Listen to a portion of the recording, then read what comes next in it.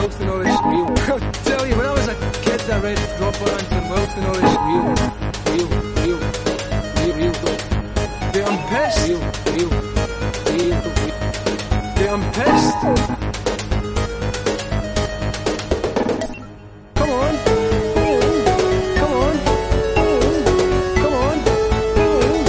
What are we here? Come on.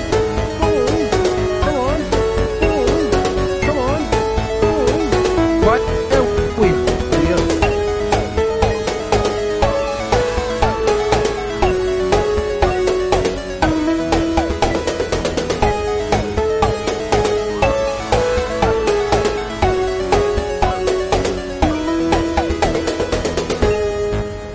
Okay, by the time we finish this, you're all going to be practicing magicians. I'm Jeremy Greer.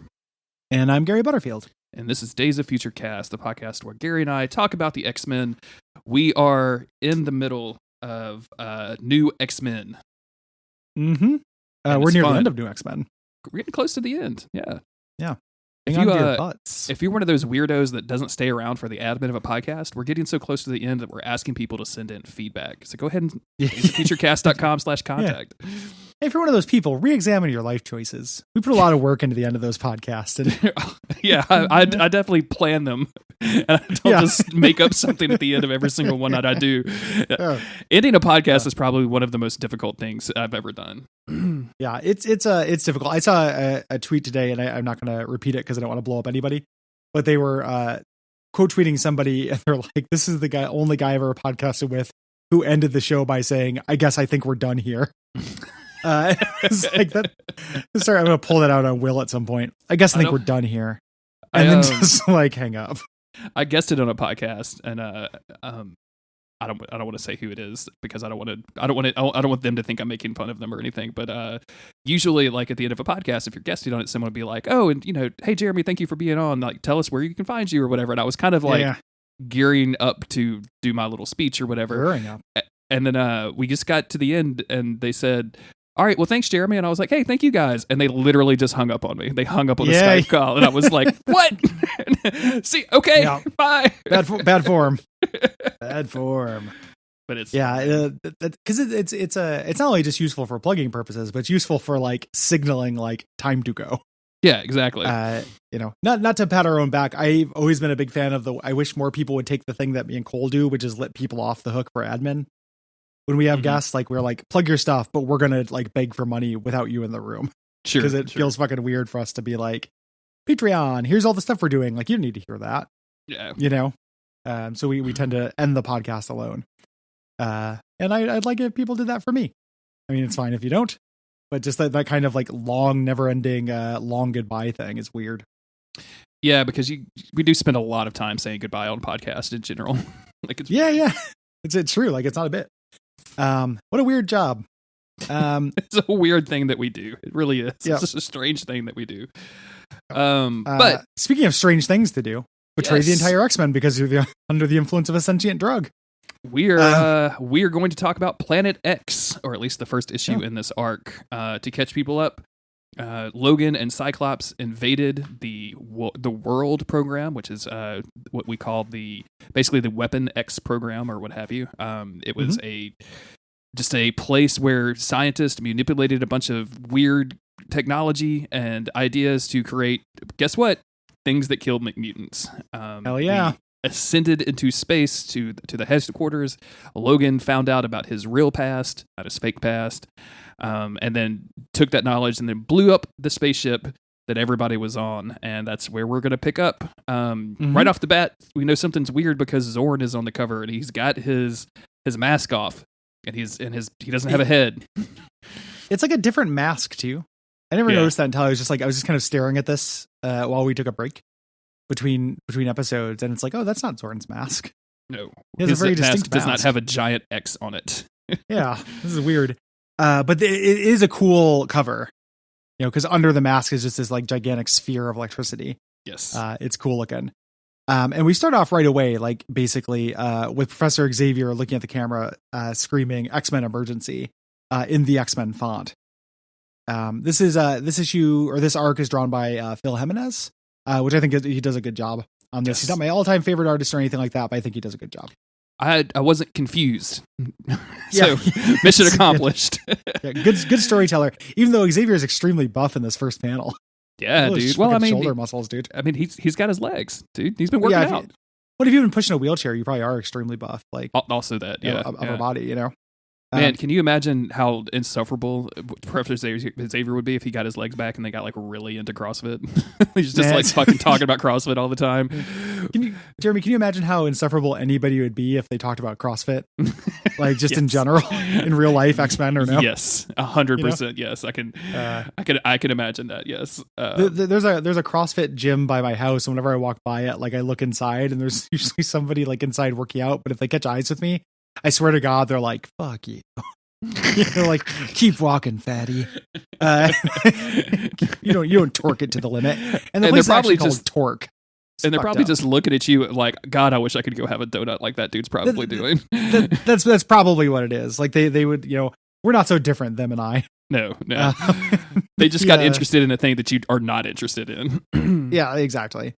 Breaking their joints for fitness. No cartilage, please.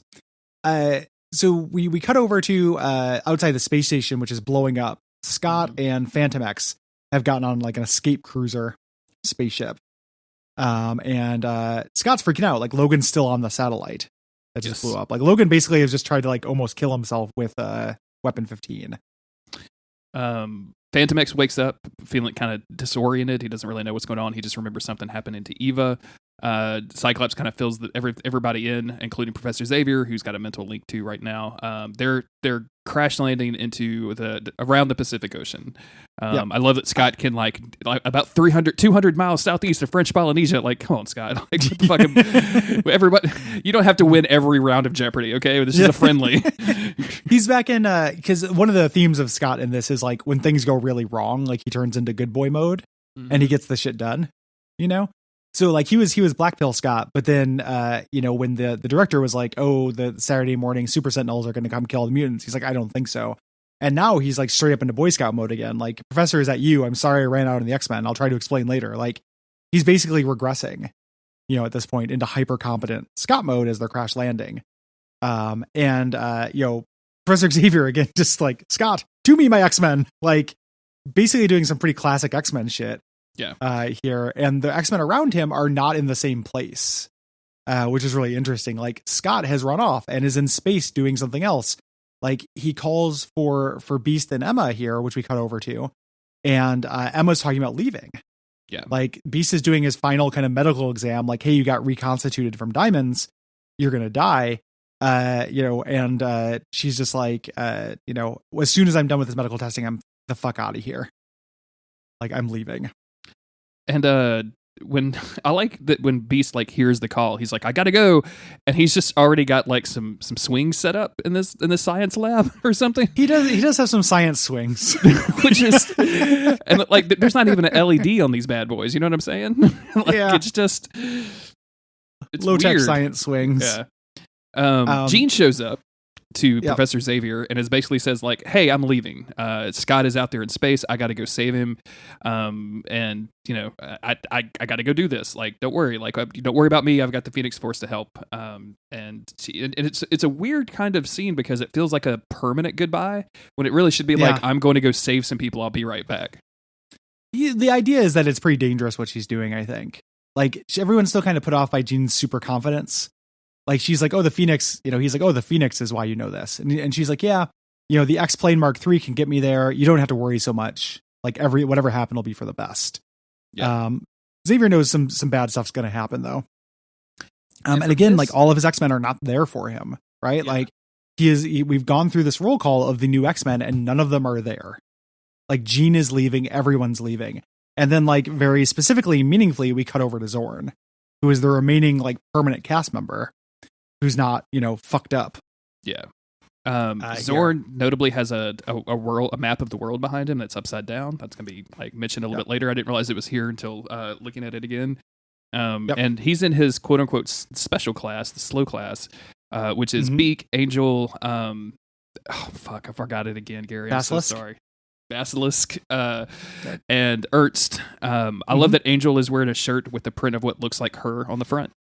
She is wearing a print with her like Facebook profile. Yes, very good, very good. Instead of a pocket. And also Dust is here, which was a character that we rescued a few issues ago. And they're asking her, "What's your answer?"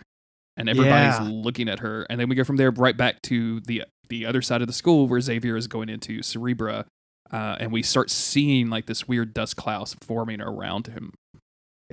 Yeah. In my when I worked in the office at PSU, I took a big map of the world and put it on my wall upside down in my office, and that caused some conversations because I was just doing it as a new X-Men thing, and I've always liked that image. You know, I think that like this is one of my favorite, just like really minor aesthetic things from this run is that like, oh yeah, like North is not up.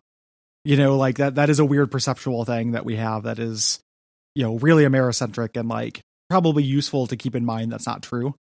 But everybody who came into my, like all my normie coworkers were like, your map's upside down. I'm like, look, I know. The problem with that is it is very cool until you absolutely have to explain it to someone, and then you sound like the uncoolest dude in the world. Like you're not going to. I didn't sound cool, but I just did it because Magneto did it, and they're like, Magneto. No, you know, Mr. Magneto. He teaches Econ 201.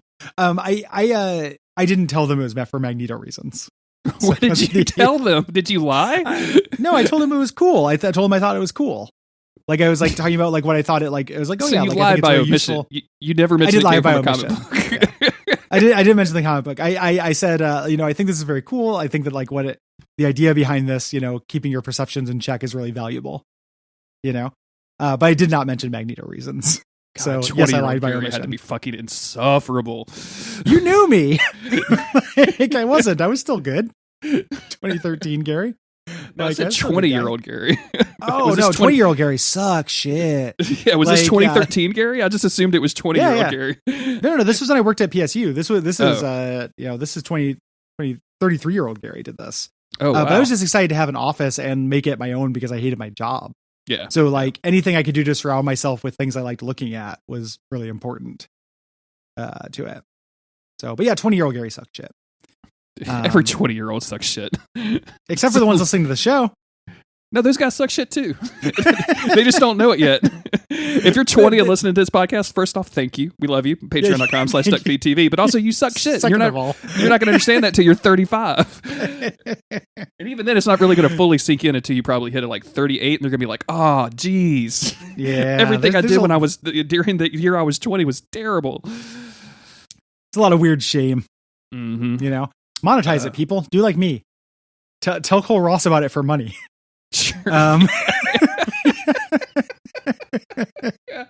If you at Cole Ross's story that you think gets get on Abject Suffering, he'll give you $5. I've heard this. I've only added him 4 times, and none of my stories made it on Abject Suffering. So I'm just assuming that you actually do get paid. Yeah, if you do, it does make it on. So Xavier's staying here with his cane. You know, he basically establishes you can't really tell Dust is there when she's in granular form. And is like talking to him. He's explaining like Cerebra. You know, if he had this on, he could see her. You know, would you like me to find somebody for you? You know, your name. He's just kind of making small talk. This is so smug too, of him like, oh, as a new student, let me go through my new student routine. Exactly. This is Cerebro. I don't know what this voice I'm doing is, but that's how Xavier talks now. Yeah. And she's freaking out. She tells him something psychically that we don't get to see. And he's like, what? I'm sure that can't be right. And we're only getting one side of this conversation. Like the way that this issue hides information from us, I think is really clever. Me too. You know, so like in the special class, we didn't get to see the question that she was asked. We just get to see her deciding. And now we get over here and we get to see Xavier's side of the conversation. We never get into Dust's mind, which makes this like, one, it's like mirroring the fact that, you know, other people, you know, he can't read her mind and neither can we through comics like cadence and language. But 2, it just makes this very creepy and weird. Yeah. Like, and at this point, Zorn shows up, and Xavier is like, wait a minute, we created a special class because he has an affinity for good students. I'm sure that he wouldn't. And then Zorn shows up and is like, I think something happened to Dust. She ran away from class, and I think she may have lost control of her power. And that's when like she explodes into dust and starts like just, I guess, twirling around in the air to the point where the sand is flying so hard that it's literally cutting Xavier's face. Yeah. And she's destroying Cerebra. Here is the idea. Zorn comes over and tries to, protect Xavier. She eventually kind of coalesces again, but she's destroyed Cerebra. And she kind of coalesces and goes into her jar. Like she's got a jar she gets to live in. She's not there yet, but she will in a moment. She's like floating. She goes back to the special class. All the special class are looking around and they're just like, this is a cool mutant gift. My strobe light is crap compared to that, but if I use it, it'll catch her. Martha says that we need to put her inside here. It doesn't feel right because Martha's voice has gotten all snotty. So that's hinting something. Who do we know that's snotty, right? Like who's a psychic who's snotty, who's unaccounted for?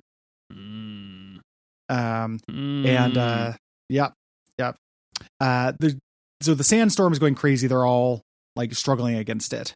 Yeah, including some of Beacon Angel's babies who don't really have lines here, but they're just flying nude children, which is literally like my last nightmare that I've had, which is like bonus just being babies stalked at the sandstorm.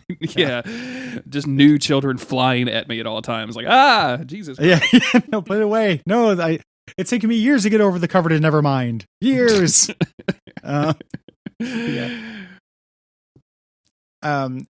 So they get in there. Xavier and Zorn pop in. They're trying to get her to become coherent. She does for a second. She says in English, "Help me, Professor." And Zorn scoops her up into the jar.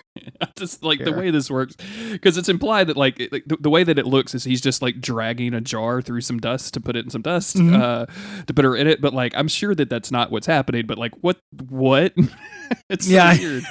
Yep. And of course, our dude with the one-liners. What a beach! Yeah. I love Basilisk. Yuck. We cut over to Beast and Emma, who are out. They're looking for Scott. They're on the ocean. And Emma's basically like, I know Scott's near here. He gives off the most bizarre and aloof psychic radiation I've ever experienced. What a fucking great line. Aloof psychic radiation. Like that's the name of my punk band. Thank you. I'm here now. Yeah, very good. Yeah. And she's like, wait, he's saying something. There's a traitor. We have to get closer. Beast's like, the traitor? Tell him he's nuts. What kind of traitor would let us go out here to save him? And then the plane explodes. Whoops. Yep. Whoops. In space, Jean is in her spacesuit, flying through some space junk, and she lands on a meteor where Wolverine is, and flies around a little bit, like with the Phoenix Force around her, and finally finds Logan, who is claws deep into Weapon 15, and warns her like, hey, you need to get out of here. Don't you recognize where you are? And she says, oh my God, it's Asteroid M. And things start happening. Despite the fact that we said we were just going to talk in spoilers, we haven't actually said what is happening out loud yet, which I'm kind of proud of us for. No, we said like this is the thing that's hinted at. So if people knew what the twist was, I think we called out the foreshadowing, but we didn't say what it was. Yeah. No. So we go back to Xavier's, and Zorn is given this speech about like, hey, she refused to renounce her religion, and I tried to show her the errors in having faith over or loyalty to her species, and this is when Xavier's like, wait a minute, wait, you were what? Why is this map upside down? And very specifically, like you made her do the things in Cerebra, didn't you? Yes, like she was destroying that at his orders. And now Zorn is calling him Charles, which he's never done before. No. This is the future. I call it Planet X. I'm teaching my students to imagine tomorrow and giving them the tools to take it. And Xavier's like, hey, let her out of the jar. She's afraid. Xavier's extremely slow on the uptake during this scene. Xavier walked into a room with a Magneto was right poster and didn't say anything until right now. Like, if anyone goes into my room and there's a Gary was right poster, they should know I'm there. Like that's the only person that's going to put that. No other person is going to put up a Gary Butterfield was right poster in their room. Maybe Brian Wade, but like that's maybe Brian Wade. Yeah. Or maybe one of the shitty 20-year-olds that listen to the show.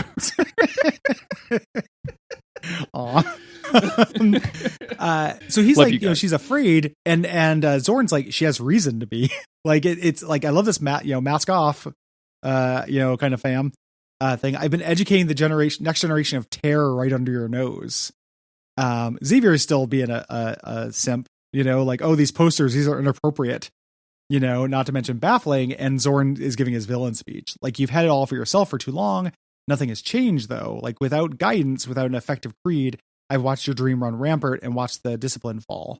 It will all begin to happen very quickly now. And he locks the doors with his Magneto powers. There's a great little frame where Xavier's shocked by this and Basilisk is in the background, like smiling.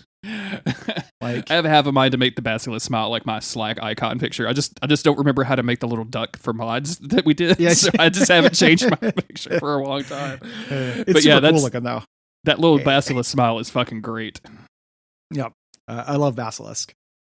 And Zorn continues his villain speech here. I thought it was really obvious. I was afraid it would be too obvious. All that stuff, the prison, the man with the star for a brain, that was all fake. You know how much I've hated playing this role and how long I've waited to do this. And he reaches up his hand and knocks out Xavier's legs here, basically revealing that nano sentinels were holding his spine together. Now he's cut his strings. Yep. So he wasn't a healer after all. He was Magneto. Yep. We flash over to outer space. Where Asteroid M, which apparently still has oxygen rolling, which is great for, all of the people that are there that, breathe that. Yeah. Poor acolytes. And Asteroid M explodes, sending both Logan and Jean presumably into space. So they're still on there. It doesn't send them into space. Like they get back in, I think, at some point. Like it's a little bit confusing here, but it was a trap. Yes. Like the Asteroid M drew in the remains of the Weapon Plus space station and had a bomb of some kind on it. Sure. So he's trying to provoke a war. We get to the last panel, which is a famous panel in this comic, where Magneto's standing there levitating the Zorn helmet and says, "X-Men emergency indeed, Charles. The dream is over." Oh man, it was Magneto the whole time. It was Magneto the whole time. Which to me, yeah. So let's talk about this twist. Yes, for a little bit. Obviously we're not to the end of this arc yet. We haven't figured out like how is he controlling these students, although it should be pretty obvious at this point that like Esme is hooked up into this because she got into a car that was driving itself. I liked Zorn as a character. Like I really like this idea of this imprisoned soul who is actually helping the school. And even when they showed like the shocking violence that he was capable of with the U-Men, I actually thought that was like super interesting. I was like, wait, like here we are thinking that he's been peaceful this entire time, but like we're going to have to deal with this because this is like antithetical to Xavier's teachings and philosophy at the school. So the reveal that he was just Magneto the whole time was actually kind of disappointing for me.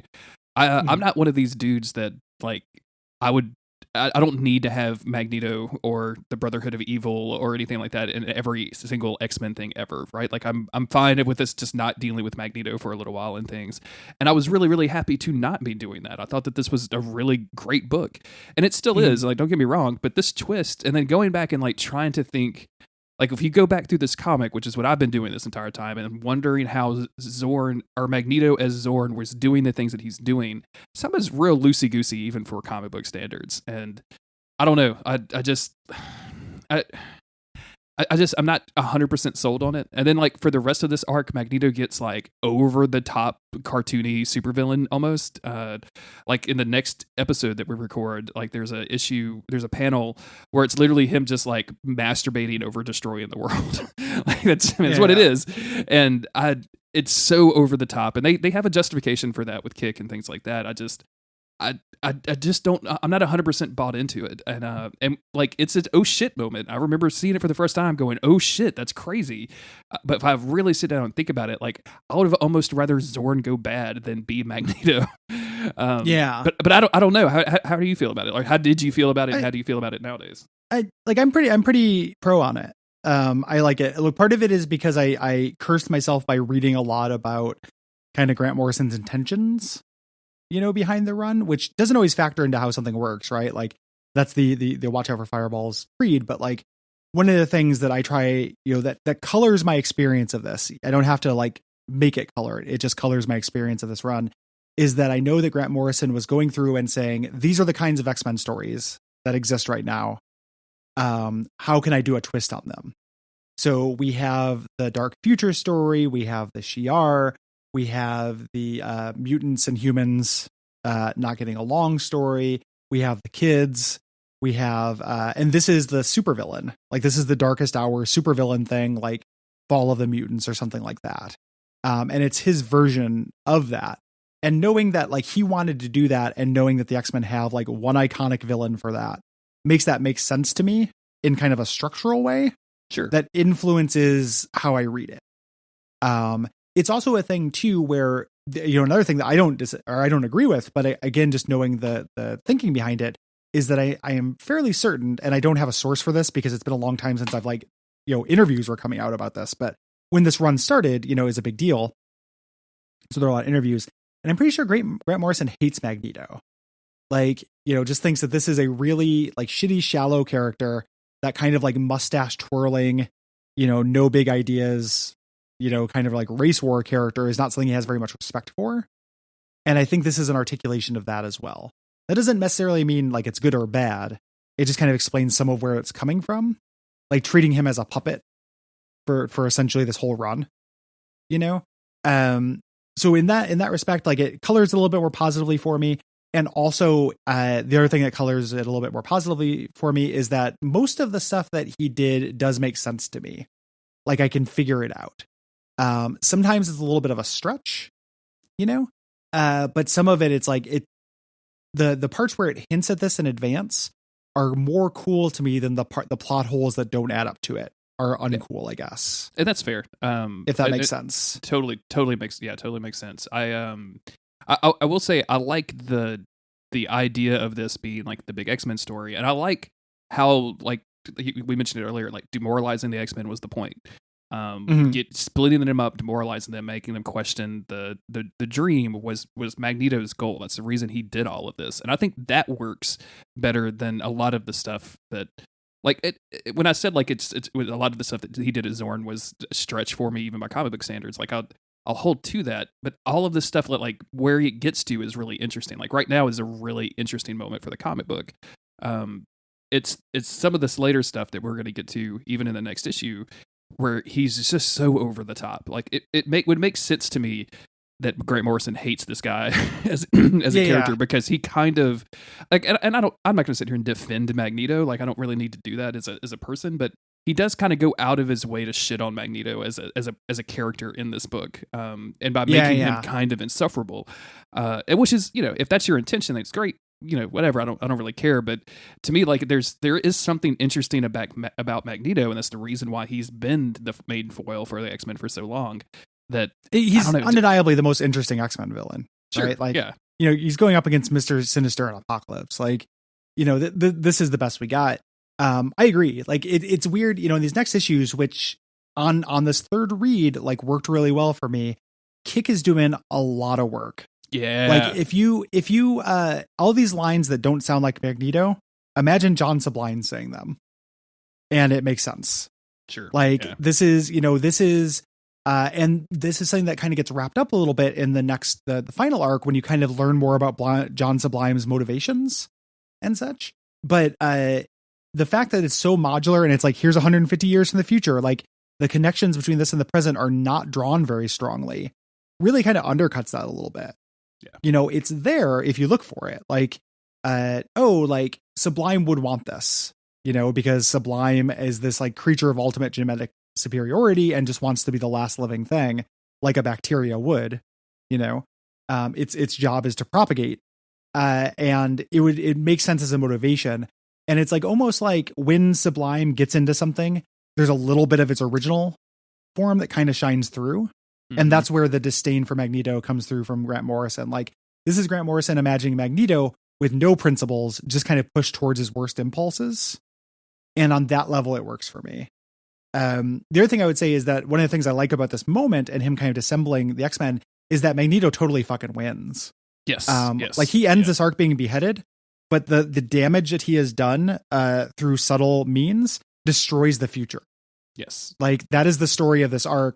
By breaking Scott Summers' heart, like you have basically destroyed the X-Men, and it is only through the power and like time machinations of the Phoenix that it gets fixed. Yeah. Like, this is Sublime fucking winning.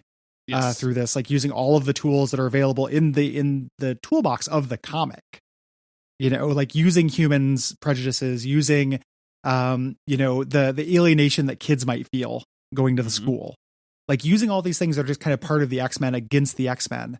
And I just I admire it a lot, even though it's really weird. like, I agree that these upcoming issues have like amazing, like bright spots. Like I really like a lot of parts of this arc, but it does come off as super weird. Like Magneto comes off as like a simp, like a real like piece of shit. Like it's like, oh boy, like you haven't thought this through, did you? And when you know, it just takes a lot of work to be like, well, that's because something totally alien and inhuman is controlling his brain and like, et cetera, et cetera. I would have revealed that information in a different way, I think. Yeah. Than he does. And we'll see when we get there. Oh yeah. But yeah, I guess that's it. You want to close this out? Yeah. That'll be it for this episode. We're going back more into Planet X next time. We want to thank you for flying with us. We know you could have just stayed home and cried and cussed. If you want to support the network, head on over to patreon.com/Duckfeed.tv and kick us a couple bucks. And you can also leave us a rating or review on Apple Podcasts. Yeah. Do all of those things and Yep. at me on Twitter about them. We mentioned the feedback episode. daysoffuturecast.com/contact is the best way to do that. You can also email us, DOFC podcast, or DM us on Twitter at DOFC podcast. Yeah. And join us in the Slack to talk about this arc, especially as it starts heating up. Yes. You know? Like that's been good talks going on there. And people from a diversity of opinions. Like if you don't fall down on either me or Jeremy's side on this, there's probably people in the Slack who fall down closer to you, and there's a lively and respectful discussion about it. Yeah, and we'll be back in a couple more days with more new X-Men. Bye, folks. Bye.